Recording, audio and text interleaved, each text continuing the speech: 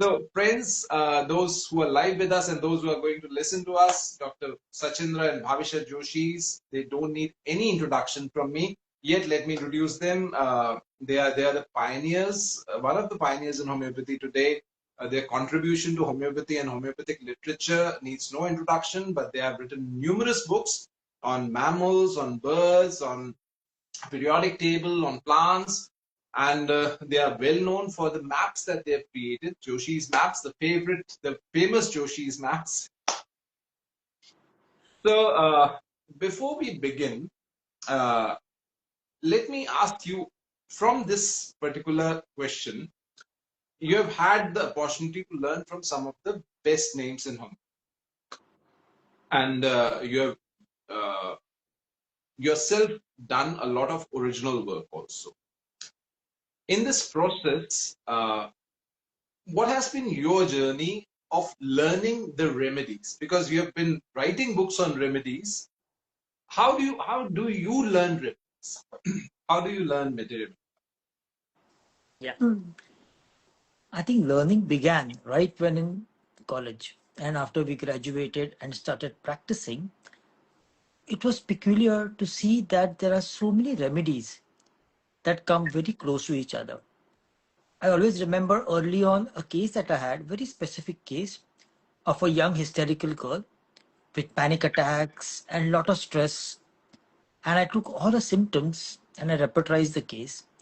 And beautifully, I still remembered the first four remedies that came was stramonium, hyoscyamus, lachesis, and najap, all nearly the same. And I wondered, my goodness, this is interesting. And of course, I took the history further and I gave this child stramonium. She did well. But as I kept seeing these graphs, as Bhavisha and I saw these graphs more and more again and again in our practice, we realized remedies have connections, remedies have something more to it. And what is it? And each case that came to the clinic made us read more and more, and the PQRSs that dropped out helped us create this small data bank in our brain. And that was very exciting about homeopathy. But I would just add one more um, thing that today, if I look back, I've always felt that remedies speak to us Absolutely. through the patient. So that's been one of the most amazing journeys where every remedy literally through the patient speaks to you. So that learning of Materia Medica that has happened in clinical work has been just far more touching and far more enriching Enriching. than just at school. I always tell my students, yeah, when they come to the clinic, is we all are nervous and we wonder what remedy do we give. And I always tell the remedy is sitting across the table. It's just a matter of time before the remedy starts talking and we understand and we make sense. So don't worry, the remedy is there. That's true. So there's a very famous saying that if you can't find the remedy in the patient, you can't find the remedy in the books. Yes, Absolutely. Absolutely. Yeah, I've had a very similar journey. Like for some reasons, I don't have a very sharp memory. So I tend to forget Materia Medica. So it was never my forte. That's why I went into philosophy, because philosophy you don't need to remember anything. Uh, true. but it was an uphill task for me to remember remedies, Yes. especially because one of my teachers, whom I assisted during college, had like such memory that he remembered every line of not Allen's keynotes, which many people remember. He remembered every line of Borex material. Amazing. Every single line. Like when we would be taking a case and he would like tell me, Manish, open that page of Borex Materia Medica. In that remedy, in the footnote, where there are like single line similar remedies mentioned, there is one line written about this rare remedy. We'll give this. And I was like, I went into depression. Like, if this is how homeopathy has to be practiced, I am done. I can't practice. Fortunately, homeopathy taught me that it can be practiced with the softwares, repertorization, and understanding the remedy, the soul of remedy, the essence of remedy. And that became the starting of the journey for me to like love homeopathy, practice homeopathy. And if I look back, yes, patients have been the biggest teachers. Yeah, they have been. Yeah. So tell me about which has been your latest. Okay, so we've written about, I think, 9 books so far. Yeah. And I would say, before I just tell you about the latest book, I would like to say that every book has been a stepping stone. So it has built on the previous book. Yeah. And so our philosophy, our books always have a Materia Medica section, but they always have a philosophy section to begin with. You know, one of the things that you said, that philosophy is easy because you don't have to memorize it. And I totally agree with you. You don't have to memorize it. No. Because you feel it, you know it, you understand it, you live it. When it's all of that, you don't need to memorize. So our books always have philosophy, and then of course the Materia Medica section. And the latest one has been on birds in homeopathy. After which I've done a very small one, which is not only for patients, but I mean, which is not only for homeopaths, but patients alike, which is about the inner healing process. The book on birds actually has a whole lot of philosophy section. It has more than 300 pages on philosophy of our entire map system, the development of the map system from its discovery. It's not a concept. The map system is not a concept, it's a discovery. Like the law of similars was a discovery of truth, the map system is a discovery that happened in our clinic. So the birds book has the philosophy section, and then of course it has 9,000 birds that are mapped into different levels. 9,000. Yes. Wow. Now, I, so yeah, you tell me. I need to get a copy of this book because just the other day I was talking about Columba columbus, the Yes. white dove, and I was finding it very difficult to get relevant information about the remedy because there are so many bird remedies that are still not very well proved. Hello? Yeah, can you hear me? Yeah, you got Yeah. frozen for a moment. Okay. Yeah, so that's interesting. And can you give us a slight introduction, a very brief? I know it's not very easy to do this, but introduction about your map system, the Joshis maps, and how they evolved, what they are, and how do you use them clinically? So, Manish, what I'm going to do is in a very in brief, I'm going to give you the journey which will explain the whole system, actually. Yeah. Yeah, And absolutely. this was a case, and this is so the map system has originated from 2005 and 6. It has its seeds, and 2007 8 it got really clear, and since then it's been there, right? Like the last 15 20 years now of the system. And it's been followed all over the world, different institutions, different homeopathic schools. Yeah, they use our books, they teach the system. The thing is, I remember very clearly I had a mineral patient of Argentum. Yeah, the remedy Argentum metallicum, who had done very well for tonsillitis and polycystic ovarian syndrome. And she finally got pregnant on Argentum. But when she got pregnant and came to me, she had the most severe antenatal depression in the first 3 months of pregnancy to the point of suicide. The gynec and the psychiatrist were in consultation and they were going to start antidepressants. And they said, if you want to try something else, please do. And she came back to me. And when I tried Argentum, it didn't work at all. But she gave me this time a picture of a trapped horse that wants to be free. And I very hesitatingly gave a laciquinum. I wasn't happy. I was like, how? We've always been taught one remedy for a lifetime, one kingdom for a lifetime. How is this person changing? She did well on laciquinum 200. The pregnancy went well. She developed postnatal depression as severe. Again, to the point of suicide. I gave her laciquinum 1M. The husband, I was not still very confident about laciquinum. Let me tell you, it's the patients who have more faith sometimes, and they are the ones who push you. the husband said, you know what, doctor, what you gave worked. We don't want to go on the path of antidepressants. We don't want to take those psychotic drugs. Please, you give something. This time I gave 1M. In 3 months, the woman was so transformed. She was a changed person. She's a lovely mom. She's lost weight. Her physical symptoms got better. And then she came and told me one thing. She said, why were you not sure of yourself? Why did you not give me this 1M remedy if earlier, I mean, in the pregnancy? And I said, I wasn't sure because I was not sure how this argentum is turned into a horse, you know, how this mineral changes to a horse.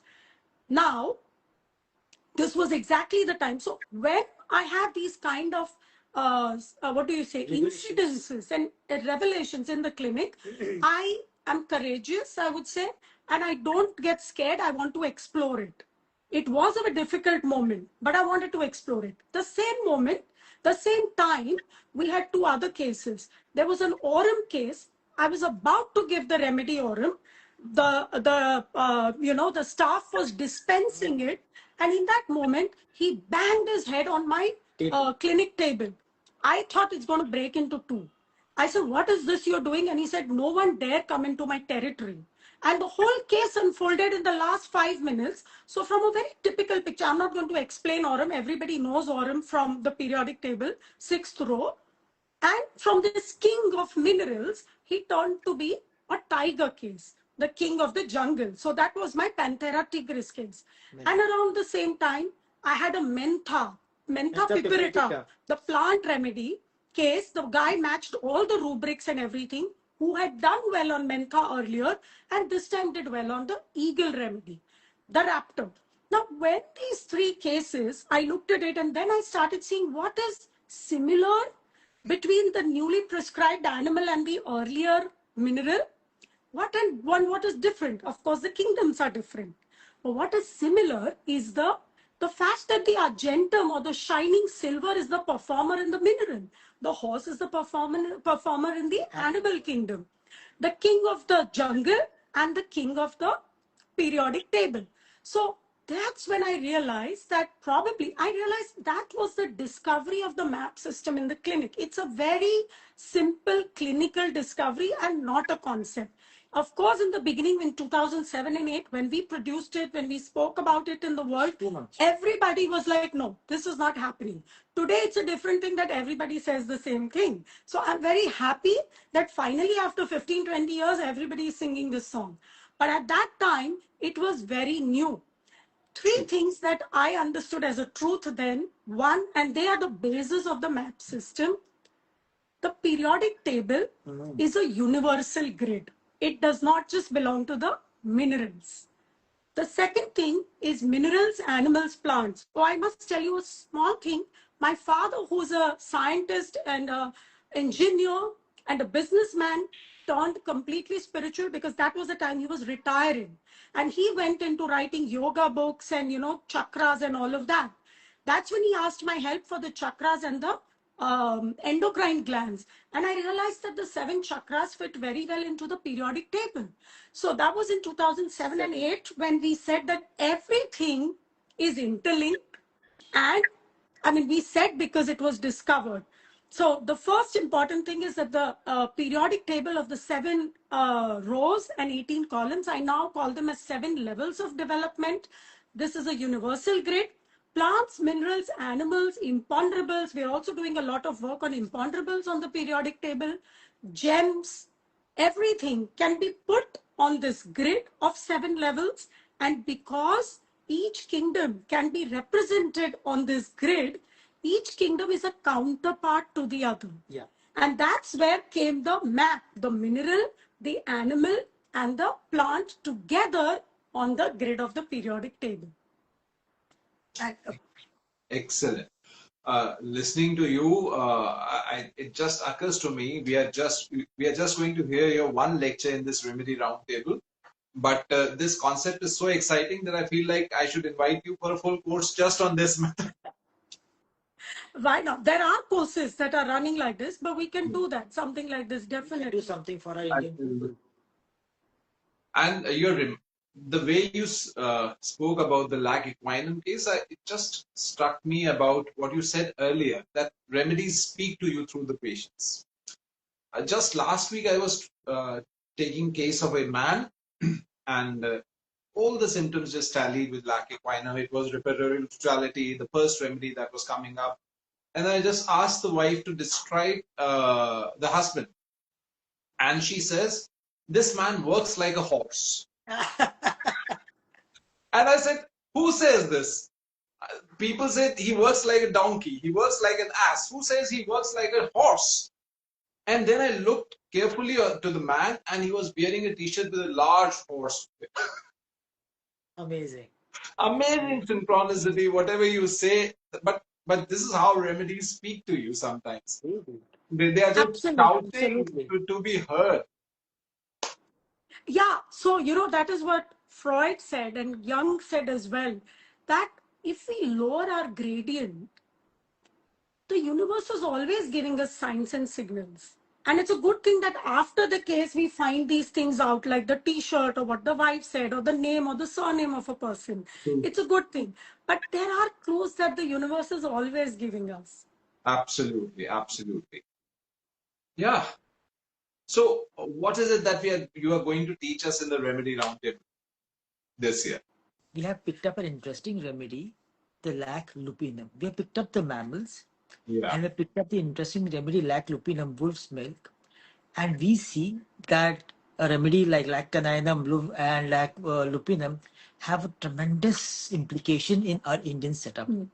We have had so many cases from cancers to autoimmune complaints and very severe pathologies. Psoriasis, psoriatic arthritis. Done brilliantly well now for over 15 years. And this remedy can constitute an important part of our homeopathic prescription all across the country with fantastic results. So we want to share these with our friends and colleagues all across the country and the world so that they learn from it. Yes, and also what's interesting is we'll talk about why mammal remedies are needed in today's world, in an Indian setup or in any family setup. So what is that peculiarity of the mammal features that they are so helpful in our conflicts today? Let's put it like that. Absolutely. So when you talked about the topics, Manish, when we got a mail, we were wondering, what would be best suited for our Indian peoples and what are the remedies? And there are a couple of ones that came up. This remedy really stood out very prominent that yes, this is the need of the hour. I really look forward to learning this remedy from you. Because I myself have not used this remedy very often, but I'm probably learning from you. This remedy will open up to me. Yes, and will speak to you. Yeah, absolutely. Absolutely. So, Bhawisha, where can people buy your books? Okay. So, of course, on our own website, we have a website called the Joshis map. We can maybe send you the link at some point.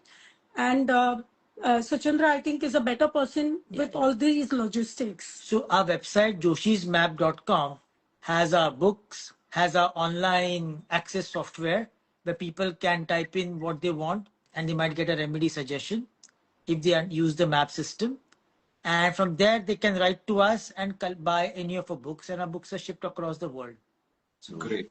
They can can you please just post the link to the website in the comment of this Insta Live so that people can benefit from that link? And before we wind up, I would just like to remind everyone to please sign up for Remedy Roundtable 2025. This course helps us fund hpathy.com and homeopathybooks.in. It's a noble cause. All our teachers are doing it voluntarily for no charges because they are supporting this portal that we have been running for last 25 years now, hpathy.com and homeopathybooks.in. I would like to thank both of you for being part of this course. And I look forward to all of you signing up for this course and joining for this excellent lineup of speakers that we have. Everyone is better than or equal to every other speaker. They are all at par, and we are going to have some outstanding discussions, outstanding learning, new remedies, old remedies. So I look forward to seeing all of you there, and I really look forward to learning from two of you.